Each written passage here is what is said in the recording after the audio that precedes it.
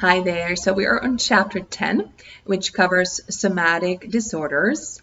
I would like to point out a very important thing before we delve in, which is that every time a mental health provider considers the diagnosis of a somatic disorder, and there is a number of them in this category, it's very important to really consider the physical health of the patient.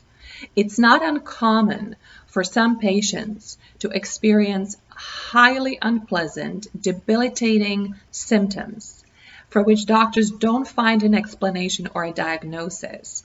And some doctors could be quick in assuming this is psychological in nature, or in fact this is just a condition that is a physical medical condition that has not been discovered by the physicians and diagnosed yet. So for example, it's not uncommon for people who end up receiving a diagnosis of autoimmune disorder or disease to have gone to physicians for years before they figured out what was going on, right? That was a real disorder, real illness, really debilitating.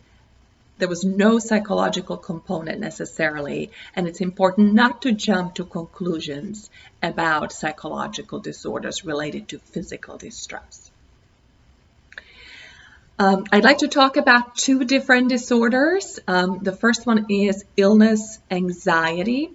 That is a disorder, it's a type of anxiety disorder actually, and in this particular type of disorder, a person is preoccupied typically with fairly minor symptoms, and they believe they might have a very serious health condition, and that causes them a lot of anxiety and distress and worry and rumination.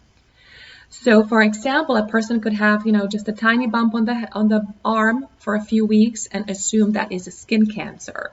Or they have a bad cough that developed over a short period of time. They have been maybe coughing for 6 or 7 days and they don't have other symptoms, and they start wondering if maybe they have a serious lung disease. A lot of the time, people who have this disorder will make frequent visits to doctor's office.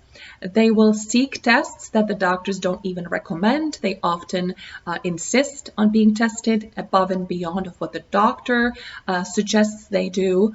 And in some cases, actually, people are scared about being sick, and instead of going to the doctors, they actually avoid going to the doctors because they're so afraid of what they might learn is actually going on with them.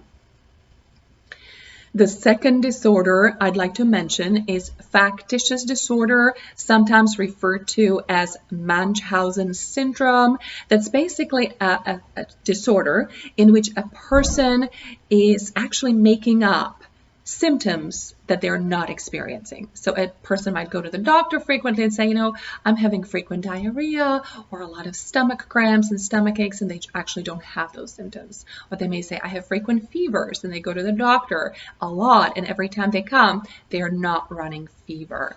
So that's something that doesn't happen very often, but can certainly come up in the clinical setting. I want to talk a little bit about stress. Again, stress is relevant to every single psychological disorder.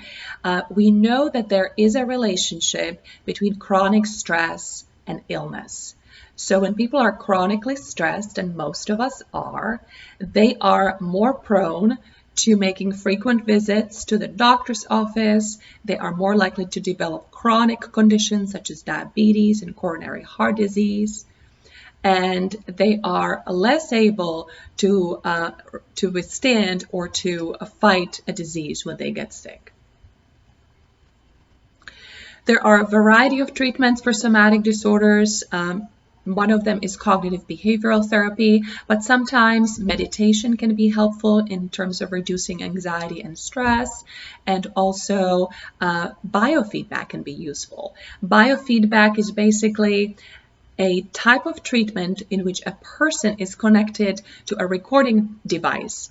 For example, EMG is a device where a person has electrodes attached maybe to different parts of their face, and the electrodes record the muscle activity. And the machine gives feedback to the person when they're stressed or tense and when their muscles are relaxed. And through this process, people can learn how to relax their muscles more automatically with time. I'm going to pause here. Thank you for your attention, and I will see you next time. Bye.